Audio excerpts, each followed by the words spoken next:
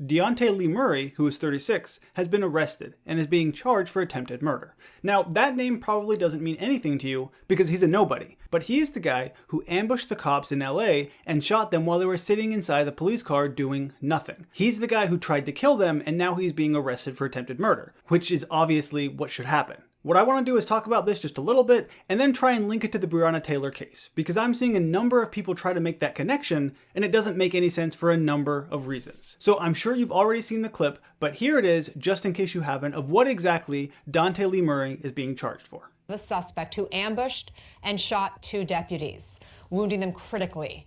Surveillance video shows a gunman approaching their patrol vehicle. This was in Compton last night. The sheriff says the deputies, 1 man and 1 woman, were shot multiple times. So he literally walked up to a cop car, there were 2 cops inside, he shot them, and then he ran away. And there was outrage, understandably, because this shouldn't happen in a society. However, he is now in custody and is being charged with 2 accounts of attempted murder, as well as possession of a firearm by a convicted felon. As of yet, prosecutors have not suggested a possible motive for the shooting. Now, I'm not going to presume to know exactly what's going on in Deonte's head. And to be honest, I don't want to know. It seems like a scary place. But I'd be very surprised if it had nothing to do whatsoever with the constant talking point we're hearing that the police are systemically racist, that the justice system is systemically racist, that cops are bad apples, that all cops are bad ACAB. I would be very surprised if none of that was in any way related. If you constantly hear this narrative that cops are the bad guys, then you're going to do things like this. Now, obviously, he is the only one responsible for what he did, but I don't think it's helping when you have mainstream Democrats going along with the talking points saying that we need to defund the police because they're systemically racist.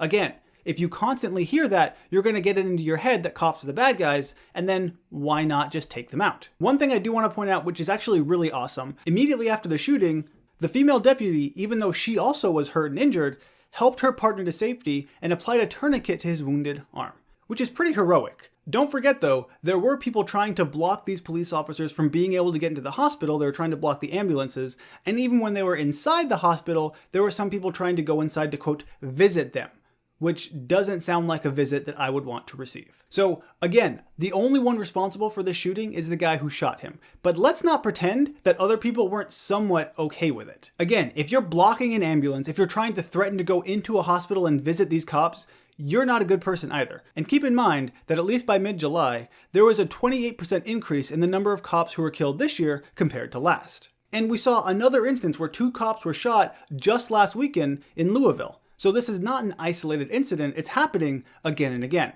And I made a video talking about these riots and how they are not peaceful protests. Sure, some of them are, but the ones that aren't, those are the ones that are really bad. Those are the ones where cops are shot, they're being hit, Molotov cocktails are being thrown at them, all sorts of things. It's a horrible situation. And once again, it does not help when you hear the Democrats say that the cops are systemically racist. That is not going to stop this violence at all. It's fomenting it. Now, let's bring it back to the Breonna Taylor case.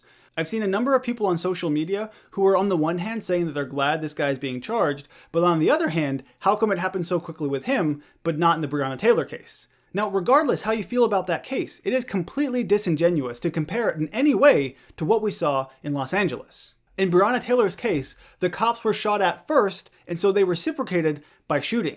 In this case, you had 2 cops sitting in a police car doing literally nothing, and then they were shot at for no reason. They are not the same thing. For some reason, we all have a need, I guess, right now to compare everything to Breonna Taylor and say that, oh, the cops weren't charged with murder in that instance, so why did it happen in this instance? And the answer for that is because they're different cases. Completely different things happened. So how about we recognize that it's a good thing that Deonte Lee Murray was caught? Because as far as what I can tell from him, he's evil. If you shoot someone for no reason, they're not harming or threatening you in any way, you're evil. So I'm glad he was arrested and I hope he gets charged. I doubt he won't because we have video evidence of what he did. Just stop trying to compare every single case with Breonna Taylor. It's just not the same thing. As always, thank you for watching and I'll see you next time.